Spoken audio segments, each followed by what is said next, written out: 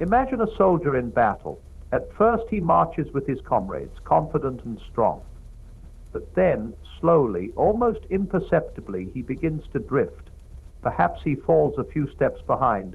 Perhaps he lingers too long in a quiet place, telling himself he just needs a moment to rest, and before he realizes it, he is alone. The battlefield is no longer filled with the reassuring presence of his fellow soldiers. The enemy does not need to overpower him. He is already vulnerable. So it is with the first and most dangerous sign of a spiritual attack, isolation. It does not begin with a dramatic rejection of faith or an outright rebellion against truth. No, it starts small. A missed prayer here, a neglected conversation there, an excuse that seems harmless. I'll pray later. I just need some time alone. Church feels a little overwhelming right now, and step by step, the distance grows. This is a strategy as old as time. In every battle, physical, emotional, or spiritual, the easiest way to weaken someone is to cut them off from their source of strength. The enemy knows this well. He does not need to convince you that God is not real. He only needs to make you feel as though you are distant from him. He does not need to destroy your relationships with fellow believers. He only needs to plant small seeds of annoyance, resentment, or apathy that cause you to withdraw. The longer you are alone, the more vulnerable you become. Once isolation takes hold, it is easy to believe that no one understands you, that your struggles are unique, that reaching out is pointless. The enemy whispers that you must deal with everything on your own, that your burdens are too heavy to share, that no one would truly care if they knew what was going on in your heart. And so, the spiral continues. What was once a strong, vibrant faith begins to wither. What was once a deep and steady joy turns into a hollow ache. And all the while, you tell yourself that everything is fine, that you just need more time, more space, more solitude. But the truth is, isolation is not a cure, it is a trap. And the way out is not found in deeper solitude, but in stepping back into the light. It is in returning to prayer even when it feels unnatural. It is in reaching out even when it feels uncomfortable. It is in remembering that faith was never meant to be walked alone.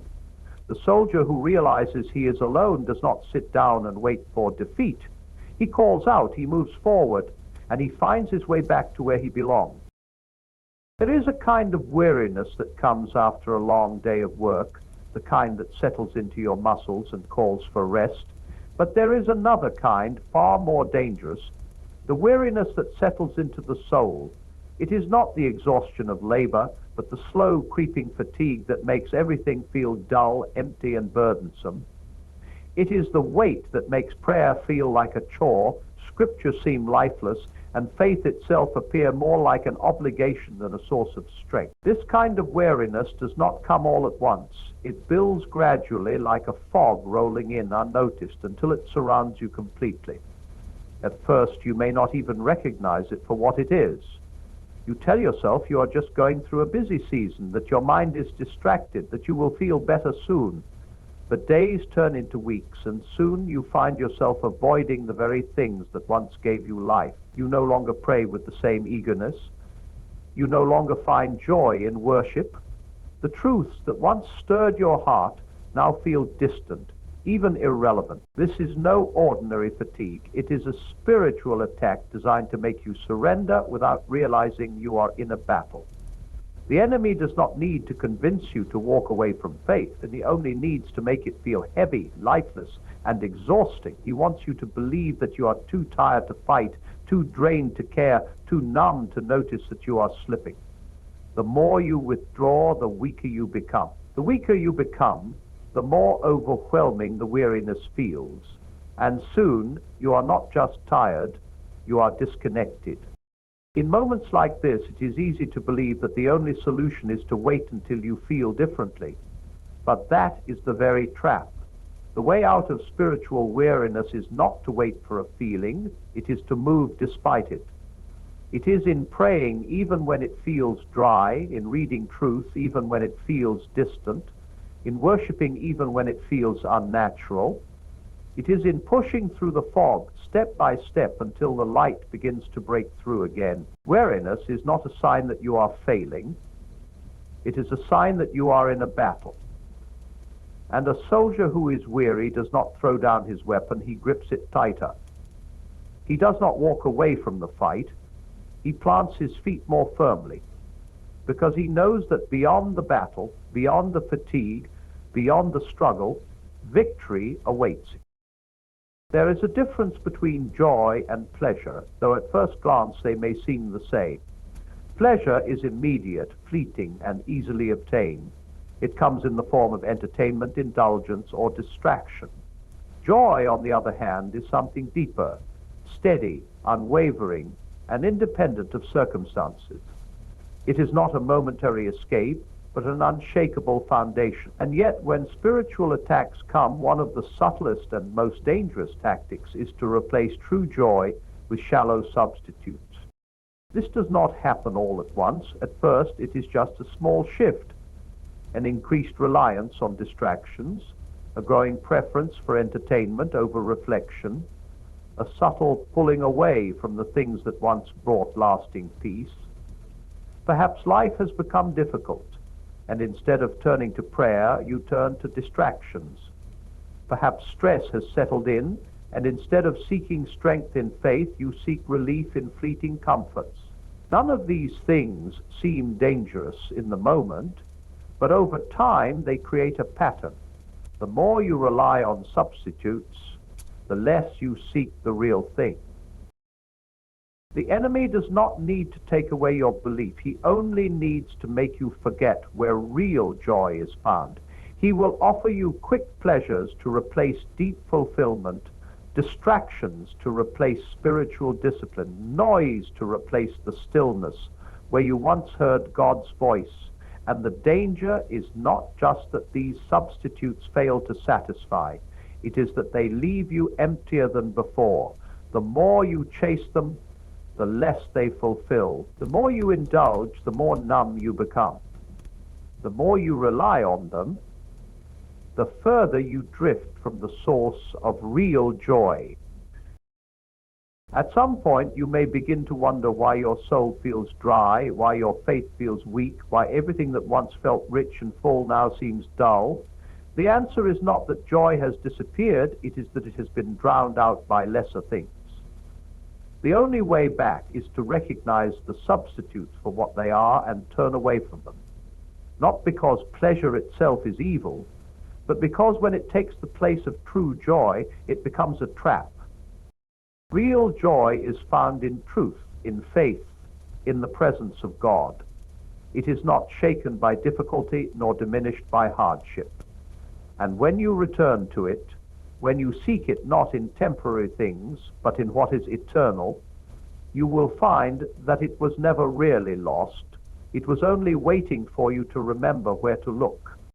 One of the greatest strategies in warfare is to convince the enemy that there is no battle at all. A city that does not know it is under attack will not defend itself. A soldier who does not recognize his enemy will never raise his weapon. And a person who does not understand that they are in a spiritual battle. This is how many spiritual attacks succeed, not with dramatic, obvious assaults, but with quiet, unnoticed invasions. The enemy does not always come with a roar. Sometimes he comes with a whisper. He does not always attack with fear. Sometimes he attacks with comfort, lulling his target into complacency. The most dangerous battles are not the ones we see coming, but the ones we never even recognize are happening.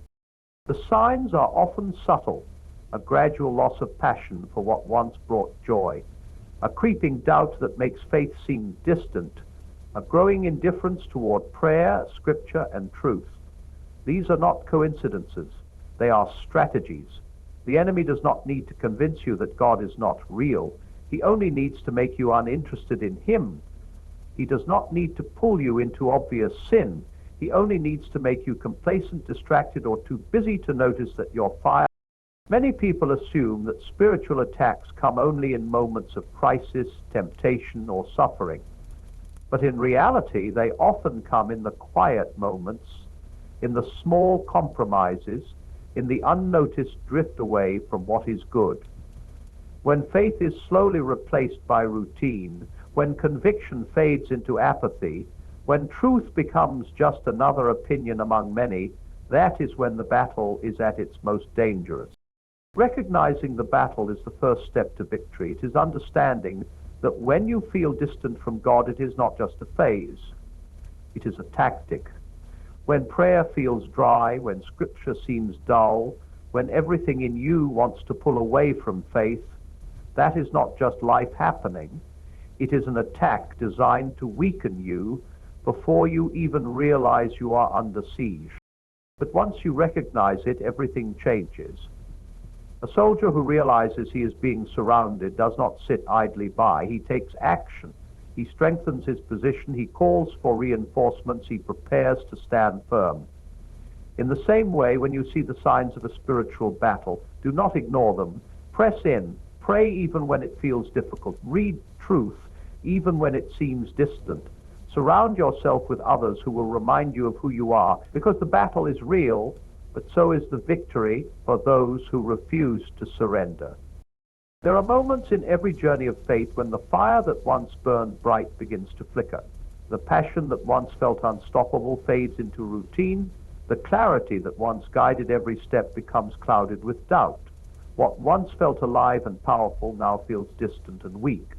This is not the end of faith, nor is it failure. It is simply the reality of spiritual battles. And the answer is not to accept the fading light, but to reignite the strength that was never truly lost. Strength is not something that disappears overnight. It does not vanish in a single moment, but rather in a slow, quiet erosion. It fades when prayer becomes occasional, when scripture becomes secondary, when faith becomes something we carry lightly instead of something that carries us. And the longer we remain in this weakened state, the harder it becomes to remember what it felt like to be strong. The enemy knows this, which is why his attacks are often designed not to break us all at once, but to wear us down over time. Reigniting strength does not happen by accident. It requires intention. A fire does not rekindle itself. It must be stirred, fueled, and tended to.